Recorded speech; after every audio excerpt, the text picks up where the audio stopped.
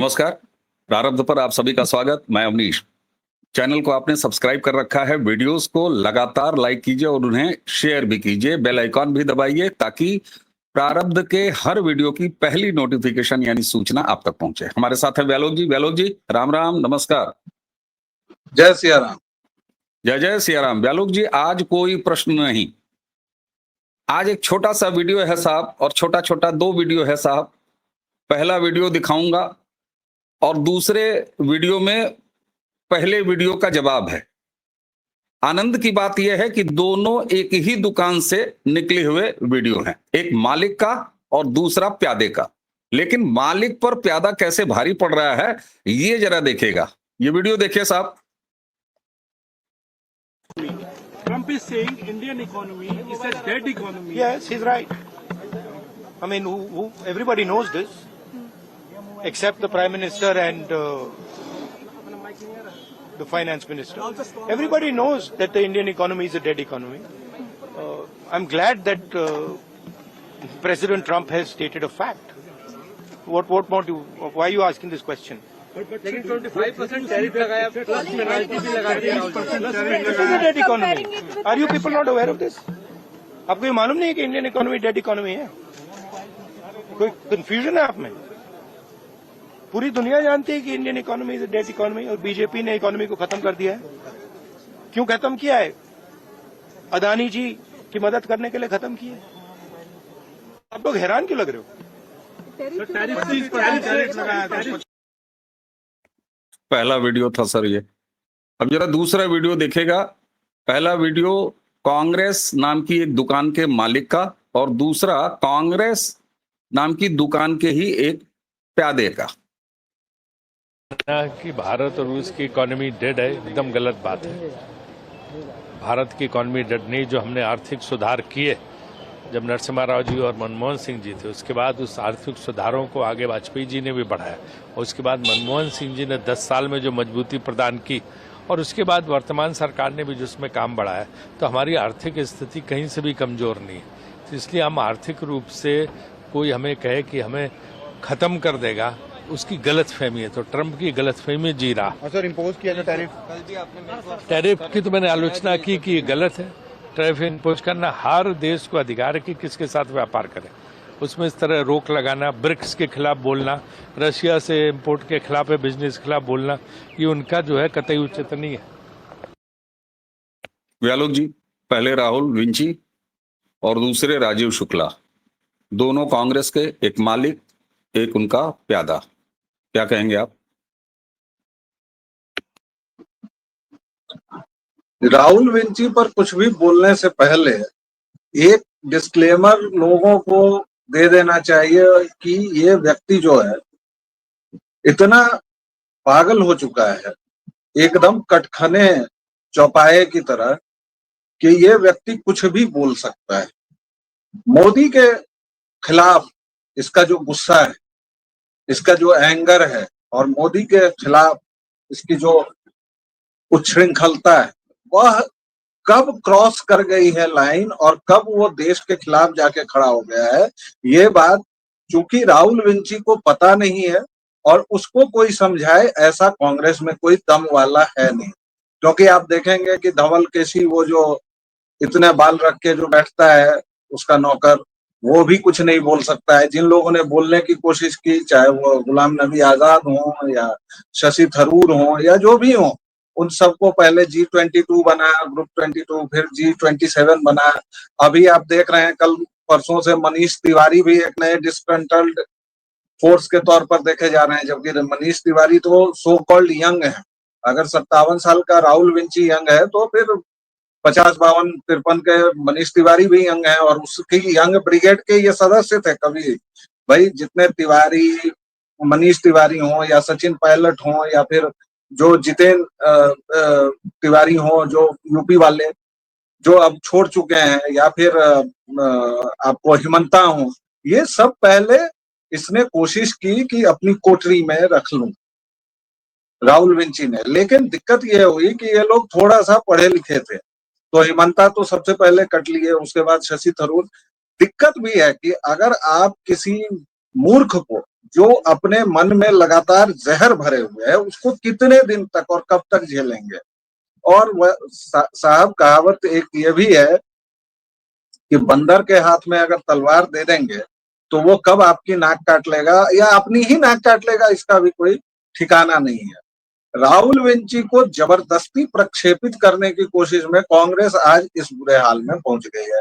89-90 बार तो उनको प्रक्षेपित किया गया। वो भाई साहब स्ट्रेटोफेयर में भी नहीं पहुंच पाते हैं भाई, पृथ्वी की कक्षा ही नहीं छोड़ पाते।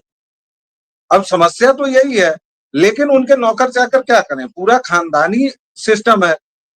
अब राहुल विंची अचानक उठते हैं किसी दिन, आज से नहीं है, जब उनकी सरकार थी, मतलब उनकी माताजी पीएम थी और मनमोहन सिंह रोबोट जी बैठे हुए थे, तब भी उस व्यक्ति ने अध्यादेश फाड़ा है।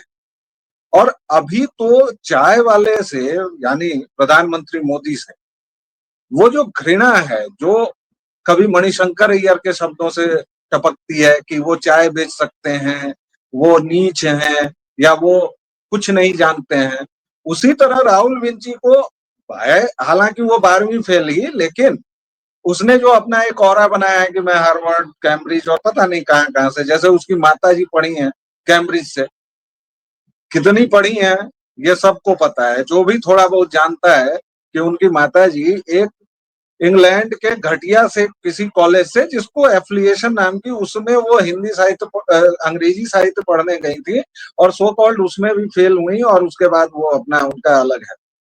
राहुल भी 12वीं फेल है, लेकिन उसके ऊपर जो बोझ है कि मेरे परनाना, अच्छा खानदानी फेलियर है ये सब, परनाना भी फेल हुआ, दादी भी फेल हुई, बाप भी फेल हुआ, खुद भी फेल हुआ। आप चाहें तो इसको देख लीजिए, कोई व्यक्ति इस खानदान का पास हुआ ही नहीं साहब, सब के सब फेलियर हैं। लेकिन उसको मुगालता यह है कि वो इकोनॉमिक्स के बारे में बहुत जानता है। मुझे तरस दरअसल राहुल गांधी से ज्यादा बेसिकली उन पत्रकारों पर सो कॉल्ड आता है जो माइक लेके ठूसे हुए हैं, और जब वो मुंह बना के कह रहा है, आप लोगों को नहीं पता है, it's a dead and. Cool बनने के चक्कर में उसने स्व डैश भंजन कर लिया है। ये मतलब मैं कहना चाहूंगा, मैं उस शब्द को नहीं कहना चाह रहा हूं, लेकिन दर्शक समझ गए होंगे। ये हमारे अजीत दद्दा का बहुत प्यारा शब्द है। कूल आप बन रहे हैं, इस चक्कर में आपने क्या किया, आपने ट्रंप जैसे बकैत की बात का, क्योंकि प्रधानमंत्री नहीं बोल सकते हैं भाई, डिप्लोमेसी है, प्रोटोकॉल्स होते हैं। प्रधानमंत्री संसद में नहीं बोलेंगे कि ट्रंप झूठा है, मैं बोल सकता हूं, आप बोल सकते हैं, यहां तक कि राहुल विंची भी बोल सकता है, क्योंकि उसके ऊपर तो कोई जिम्मेदारी है नहीं, उसको तो जो मन में आना है बोल देना है, फिर माफी मांग लेनी है। 5 बार थूक चुका है, 5 बार चाट भी चुका है उस थूके हुए को, 25 बार जूते खा चुका है विभिन्न कोर्टों से, कभी हाई कोर्ट मध्य प्रदेश से खाता है जूते, कभी सुप्रीम कोर्ट से खाता है जूते, कभी कहीं से खा लेता है। तो निर्लज्ज सदा सुखी होता है भाई साहब। जब वो निर्लज्ज हो चुका है, उस चक्कर में वो ट्रंप की बात को, ट्रंप ने भारत पर कोई एकमात्र तो लगाया नहीं है। ट्रंप की जो अपनी राजनीति है वो अपनी राजनीति है, वो कहता है कि भाई मागा मेरे पॉलिसी है, सब कुछ है। आप अपने देश में मेक इन इंडिया करते हैं तो बड़ा अच्छा लगता है। अब ट्रंप कर रहा है तो भाई उसके लिए आपके जो डिप्लोमेटिक चैनल हैं, जो इकोनॉमिस्ट हैं, जो प्रधानमंत्री हैं, जो अर्थ मंत्री हैं, वित्त मंत्री हैं, ये लोग उसको देखेंगे और सोचेंगे। ऐसा तो है नहीं कि ये लागू हो गया तो भैया हमने जाके अमेरिका के कदमों में रख दिया सब कुछ। जब गैट लागू हुआ था, आपको याद होगा अवनीश जी, गैट, WTO वगैरह जो भी general agreement on trade and tariff, 91 का जो दौर था भाई साहब, तमाम वामपंथी अखबारों में, हिंदी का जनसत्ता हो, चाहे इंडियन एक्सप्रेस हो, चाहे द हिंदू हो, जितने कांग्रेस के नौकर चाकर थे मार पन्ना पन्ना लिखते थे। और क्या हुआ, 30 वर्षों में हम देख रहे हैं कि शायद फायदा ही हुआ है। और मैं इकोनॉमिस्ट नहीं हूं, लेकिन इतनी थोड़ी सी मोटी जानकारी तो मैं भी रखता हूं कि भारत का खुदरा बाजार इतना शक्तिशाली और इतना बड़ा है कि ट्रंप या ट्रंप के पिताजी भी चाहें तो इसका कुछ नहीं बिगाड़ सकते हैं। हमने 2008 की विश्वव्यापी मंदी को झेल लिया साहब, अभी भी आप देखिए पूरी दुनिया में युद्ध है, कहां युद्ध नहीं हो रहा है सर? आधे गोले पर तो युद्ध चल रहा है। आप अमेरिका का हाल देखिए, पूरे यूरोप का हाल देखिए, आप कहीं चले जाइए, हर एक देश परेशान है। इसमें अगर आप शांति से अपना काम कर रहे हैं, खा पी रहे हैं, ज्ञान ले रहे हैं, ज्ञान दे रहे हैं, तो आपको समस्या है। क्यों? क्योंकि आप उस कुर्सी पर नहीं है जिसको आप अपनी पुश्तैनी जागीर मानते हैं। आप इंडिया इज डेड इकोनॉमी, ठीक है भैया, चलो मान लिया, तुम्हारे जैसे अर्थशास्त्री कह रहे हैं, हमने मान लिया कि एकदम डेड इकोनॉमी है। लेकिन ये डेड इकोनॉमी 140 करोड़ उपभोक्ताओं की है। इस बात को राहुल विंची जैसे मंद बुद्धि कभी नहीं समझ पाएंगे। दूसरा, हमारा जो खुदरा बाजार है वो 50% से अधिक कंस्ट्रक्ट करता है हमारे पूरे बाजार को, इसीलिए।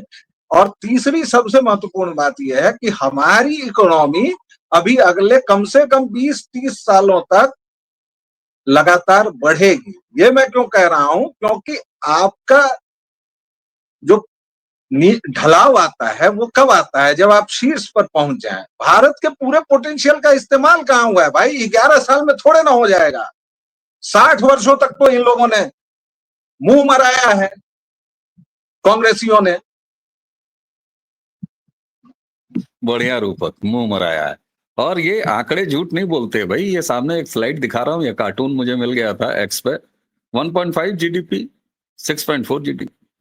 राहुल गांधी को बाकी सब नहीं आता है, उसको बेसिक मैथ भी नहीं आती। इंग्लिश पढ़ना आता है क्या?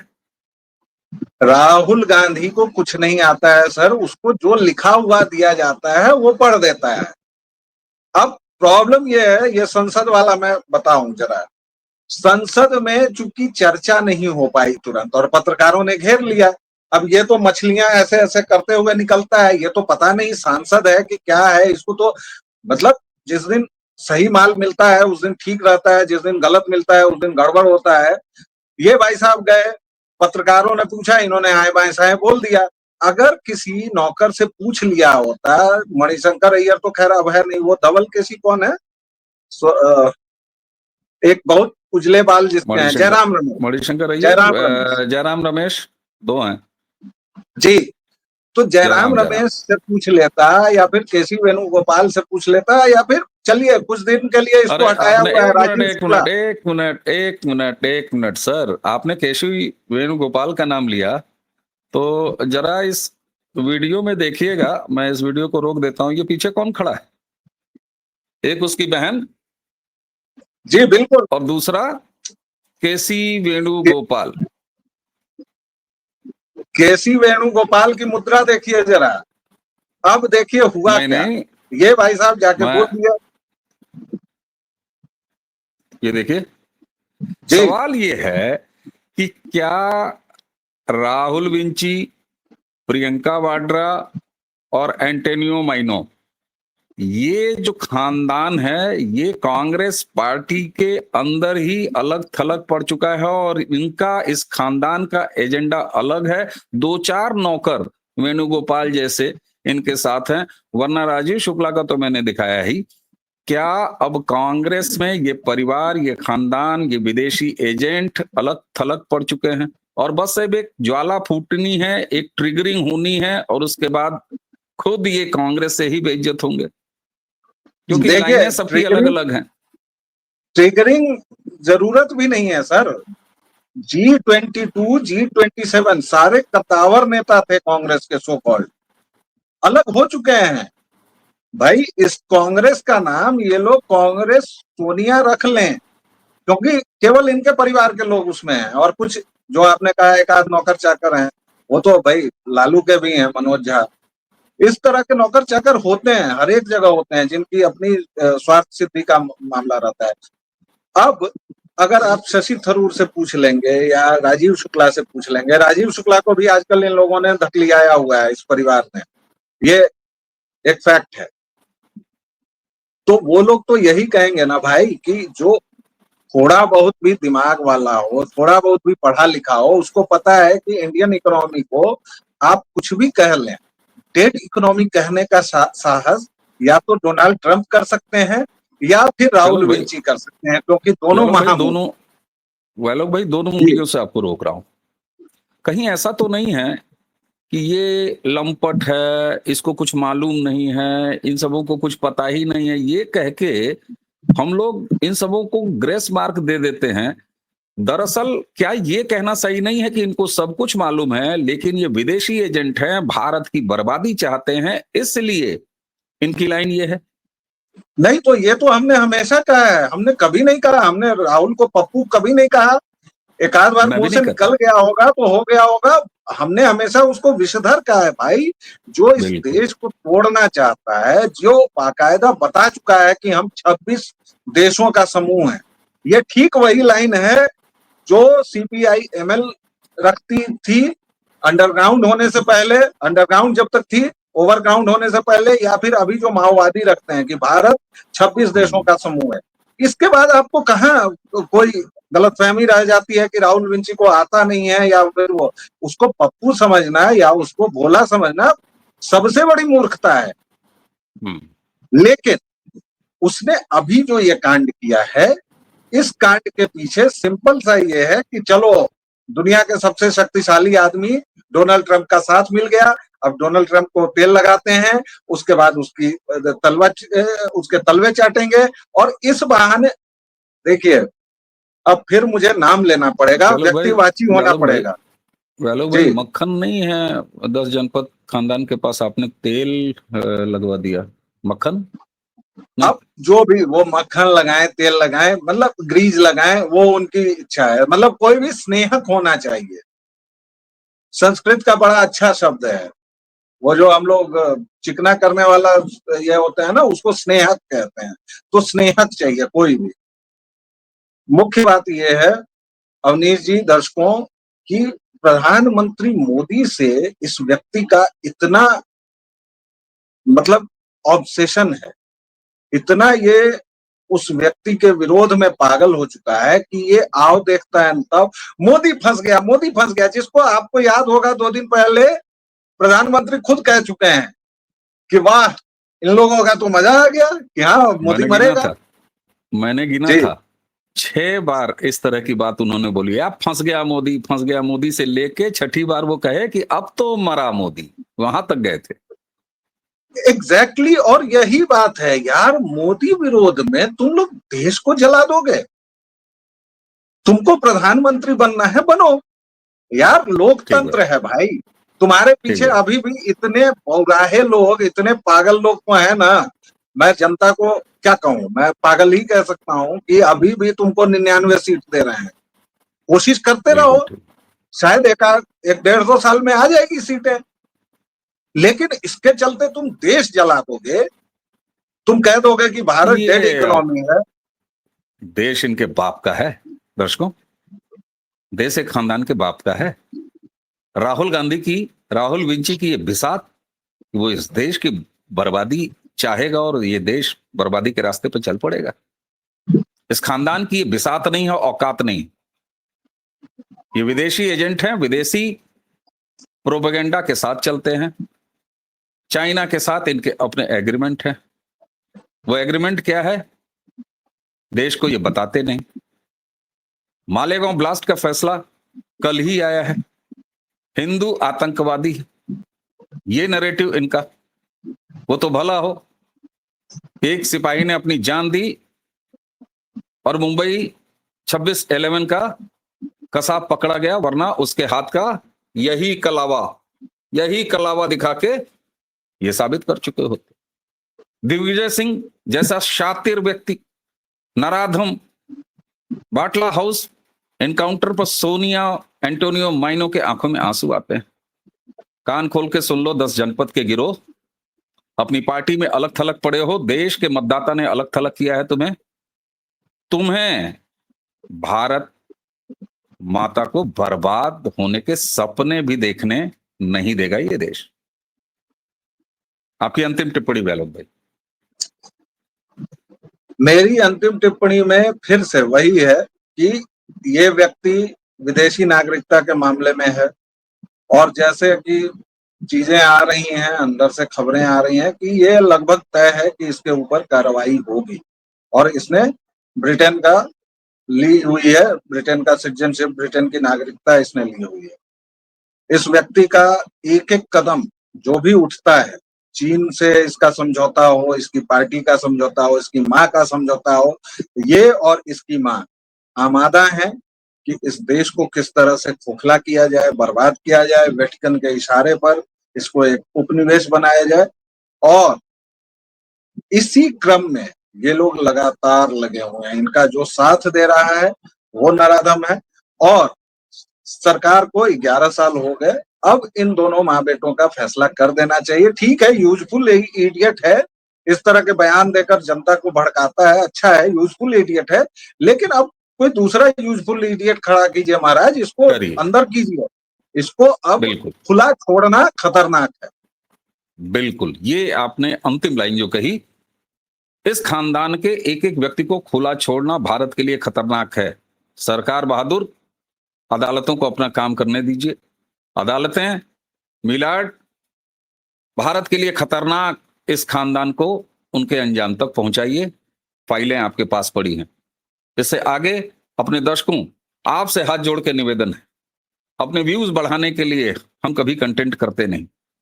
मैं संकोची हूं, कभी ये निवेदन भी नहीं कर पाता था कि सब्सक्राइब कीजिए, लाइक कीजिए, शेयर कीजिए, लेकिन आज अब खुल के कहता हूं कि आप भी जवाब दीजिए, इन कंटेंट्स को आगे बढ़ाइए, गिलहरी प्रयास में हमारे साथ शामिल हो जाइए। जहां भी हैं, सोशल मीडिया पे एक्टिव हैं, कहीं भी हैं, मैं ये नहीं कह रहा हूं कि हमारे लिंक ले जाके चेपिए वीडियोस के, लेकिन अगर 20 मिनट 22 मिनट हमारी बात सुनते हैं तो इन बातों को टाइप कीजिए, निकालिए, जिस भी तरीके से हो सकता हो राम जी की गिलहरियां बन जाइए। किसी भारत में विदेशी एजेंट खानदान को भारत को बर्बाद होने के सपने भी नहीं देखने दिया जाएगा। बर्बाद करना तो बहुत दूर की बात है। व्यालोक जी, आपने हमें समय दिया, आपको बहुत बहुत धन्यवाद। दर्शकों, इसी के साथ मुझे और व्यालोक जी दोनों को आगे दीजिए।